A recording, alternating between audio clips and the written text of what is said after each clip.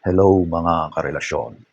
Napansin niyo ba yung babaeng laging mag-isa?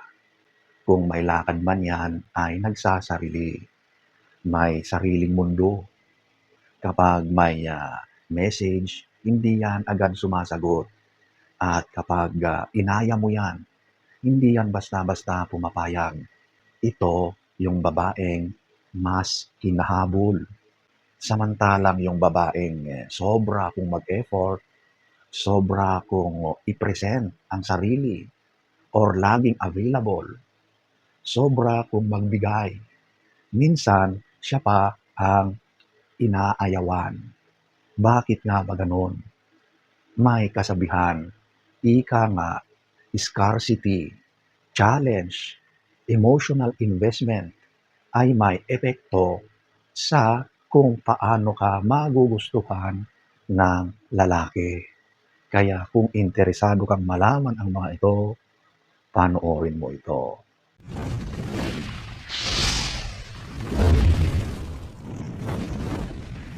So, ating aalamihin. Number 1, scarcity principle.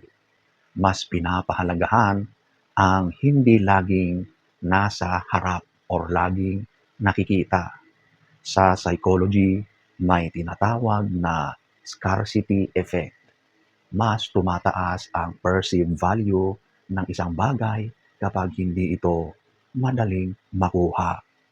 Kapag lagi kang available araw-araw, instant reply, unti-unting bumababa ang urgency niya. Hindi dahil masama siyang babae, hindi po ganon. Kundi dahil natural sa tao ang gustong mapag-isa or mag-relax lang. Natural sa tao ang mag-relax kapag secured na ang access. Kapag hindi ka kailangang paghirapan, hindi ka rin kailangang pahalagahan. Number 2, emotional investment. Mas nahuhulog ang nag-e-effort. Isa sa pinakamalalim na katotohanan. Mas nahuhulog ang taong mas maraming inilalabas na effort. Kapag siya ang nag-a-adjust ng schedule, siya ang nag-i-initiate ng usapan, siya ang nag-i-impress. Unti-unti siyang nag-i-invest emotionally. Pero kapag ikaw ang laging nagbibigay, ikaw ang nahuhulog. Harsh truth ito. Kapag ikaw ang mas lalong naghahabol, ikaw din yung mas naa-attach. Number 3, challenge triggers attraction. Hindi ito tungkol sa mind games. Ito ay tungkol sa stimulation. Ang lalaki by nature ay naka-wire, naka-set up yan para mag-pursue. Kapag may challenge, activated ang drive. Kapag may konting uncertainty, tumataas ang focus niya. Kaya kapag predictable ka na, alam niya ang oras na available ka. Alam niya na sasama ka sa kanya agad-agad. Alam niyang hindi ka aalis kahit siya ay walang ginagawang effort. Nawawala ang tension. At kapag nawala ang tension, bumababa ang excitement. Ito yung controversial na insight. Ang sobrang kasiguraduhan, minsan ang pumapatay ng kilig.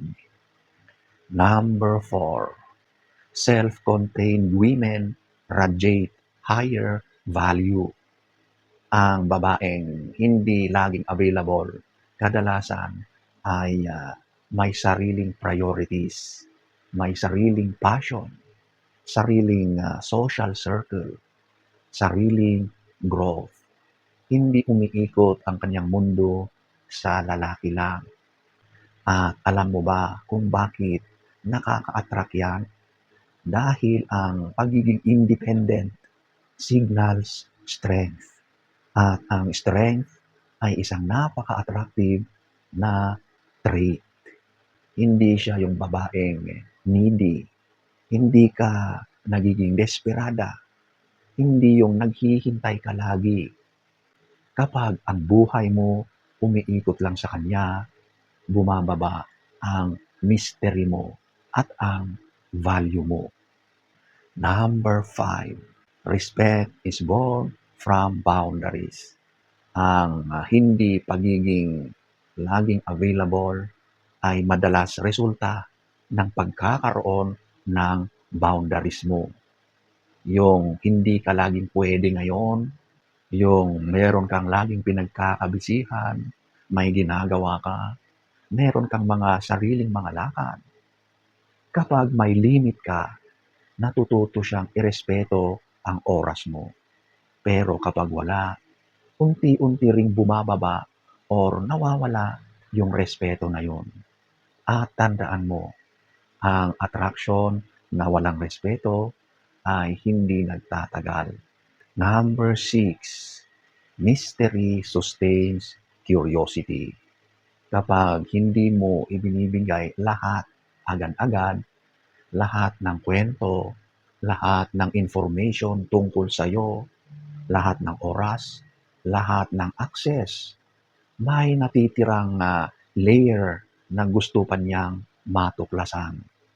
Curiosity fuels pursuit.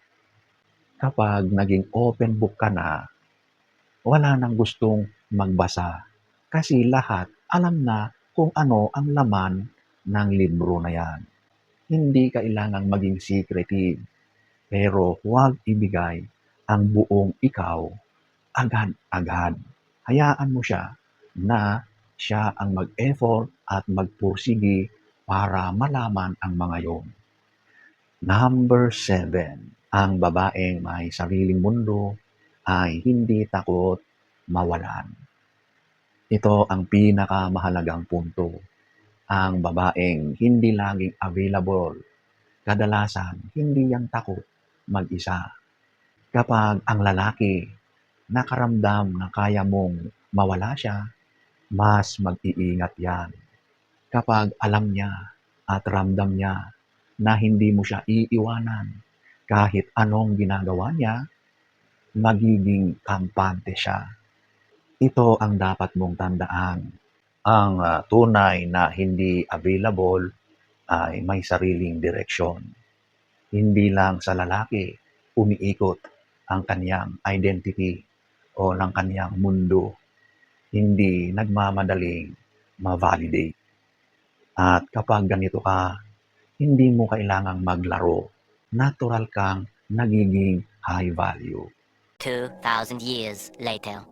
So, ayan po mga karelasyon. Ladies, tanungin mo ang sarili mo. Kung mawala man siya bukas, buo ka pa rin. May buhay ka pa rin, di ba? May direksyon ka pa rin, di ba?